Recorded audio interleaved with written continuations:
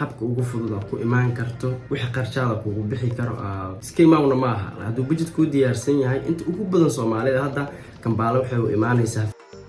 بسم الله الرحمن الرحيم السلام عليكم ورحمة الله وبركاته سلام الصومال سوق مقالكي دي سوق قارو أنا يو كي channel كأنا قد دعوني سوا كينج يو كي official يو ما نسمعه إن شاء الله مقالكي نمانتا وحنا كسبسين هاي لايك ساعة تايتل كأكسو عرقتين كومنتي ده اللي أنت إذا كجم مخلنا وكأسوي ويدين إن شاء الله مقال كمان تروح إذا كجد جاهل بحين دونا هبك وقفوا ضد أكو إيمان كرتو وحقر شارك وبحي كرو ما محكو شيء دونا إن شاء الله لايك سكيما ونماها هذا بيجي تكون ديارسين هاي أنت أكو Soomaalida hadda Kampala waxay u imaanaysaa 5 group waxa furmaayo 5 group waa furmaayo 3 month kadib macnaha bisha lixaad oo sanadkan saa maqlay 5 group waa furmaayo Soomaalida inta ugu badan barnaamijkaas ay Kampala u timaadaa okay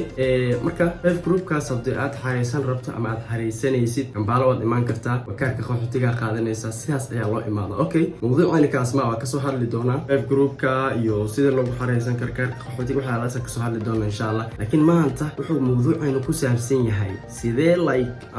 u imaan kara maxaa qarshaada ugu bixi kara okay systemka si labada og yahay waxa ugu horeeyo adigoon passport haysan waxba ma xalin kartid waxba ma sameyn kartid tusaale waa inaad passport haysataa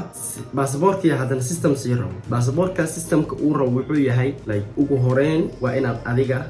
passport soo jarataa soo jarista waxa lagaga baahan yahay in hadii aad waxaad ku soo bixaysaa ardaynimada ku soo bixaysid in shahaadada dugsiga sare aad haysataa like ama kaar cadeynaya in arday tahay أنا ما كان باسبور سو جرناي ما جيرين شهادة دكسي سر ما ينصب بحنبا لكن وحاجري كارك امتحانك أم كوجلني أما كارك عدينا إن امتحانك دولي جا أفريسني كارك سجيست يلو كارك كاسا كسوقاتش أو باسبورك أوكي حدي أدرتيني مكو حريسني يسد وايتاس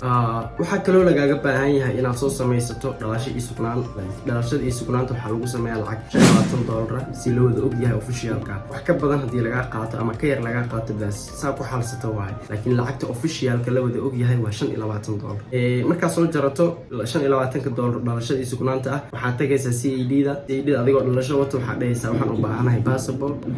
waxa laga qaadayaa indho iyo faro iyo waxba laga qaadayaa kadib waxa lagu soo siin doonaa warqadda ogolaanshaha passport inaad dambi lahayn warqadaas I hope inay tahay lacag $30 mise $30 inay tahay amalena 30 iska dheh 30 waxa u geenaysaa lacag $25 ah $25 meesha kaga baxday 30 ilaa 25 adigo $25 maraayo waxaad aadaysaa meeshii immigrationka passportka ugu qoran warqadda meeshaas ka soo qaadan lahayd oo dhalashada iskuulaanta xaafadda kugu qoran meeshii u dhow aniga xamarweyne ahayd aan igu dhawaa oo macnaha loo badneen inaan ka soo qaatay immigrationka midka cabdicasiis ka soo qaatay markii aad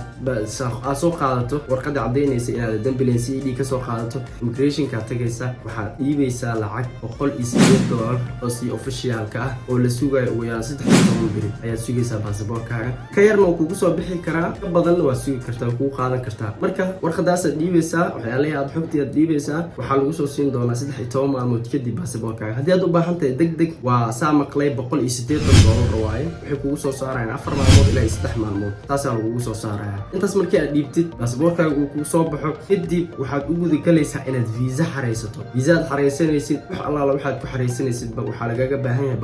passportkii aad soo qaadatay aad sawir qaadaysaa ama scan ayaa saaraysaa waxa uu diraysaa qofka visa ku xareynaya visaha dalka Uganda ama dalka Uganda $100 ilaa $90 u dhaxeeya like si adiga si aad lagu marsiyo waay fatqaanid oo zaid suuq fiicantii $90 like $100 marka qaar $100 iyo la dhahaa dadka laakiin sida caadiga $100 waa visaha dalka Uganda marka soo qaadatay visaha ama ay ku soo baxday visaha $100 aad dhiibtid like meesha waxa ku hayna $100 passportka $35 isku dar oo warqadda codsiga iyo warqadda dhalashada isku dardarso telefoonka wax soo qaado ma ku sheega qarshaadka aad isku darso okay like visa $100 ku dar markii visa uu ku soo baxo hadda marka maxaa u baahan tahay inaad ticket jarato ticketka laba waaye ticketka dalka Uganda lagu yimaado laba u kala baxaa mid aad transit ku noqonaysid Ethiopia iyo mid si toos ku keenay Uganda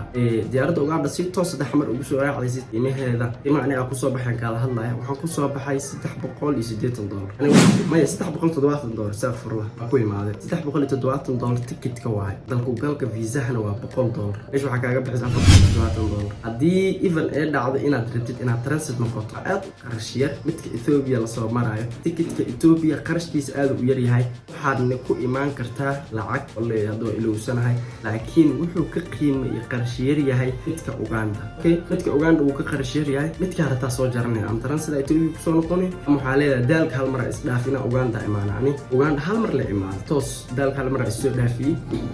diyaaradana waxay wada ku soo jirtay 2 saacadood saac xoogaa soo baxnay saac soo degnay marka insha Allah saas waay sidaas ku imaanaysa idina marka imaatid waxyaalihii adiga lay oo rabtid am barnaamijka u timaade ama shaqo ama waxyaalahaas aad insha Allah meeshad ka qabsan doontaa hadii su'aalahaaga ay yihiin shaqo ma taala waxaan shaqo laga helaa shaqooyin ma yaalin hadii su'aalaha yihiin insha Allah su'aasha qabtid commenti igu soo reeb waxaan kaga soo hadli doonaa si dhameystiran insha Allah aan dalka ku cusbahay ugu yaraan 4 maalmood 5 maalmood jooga wili ma sameeyay studio ama fadhiisamo wili ma sameeyay hala yaabina meesha ay taaganahay balkoonka waay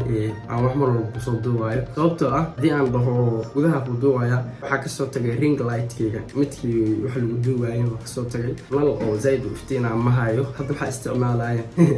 original light isticmaalaya qoraxda waxa isticmaalaya kasoo insha Allah fadhiisamo sameeysan doona fadhi qurux badan aan ku duubi karaa laakiin mal ma laha kasoo insha Allah mawduucan intaas ku saabsan yahay su'aasha qabtidna intii ugu soo weydiiyay ana ka jaahil bixin doona taa ka kulmayna muuqaalka waxa inaan soo video kale oo leeyahay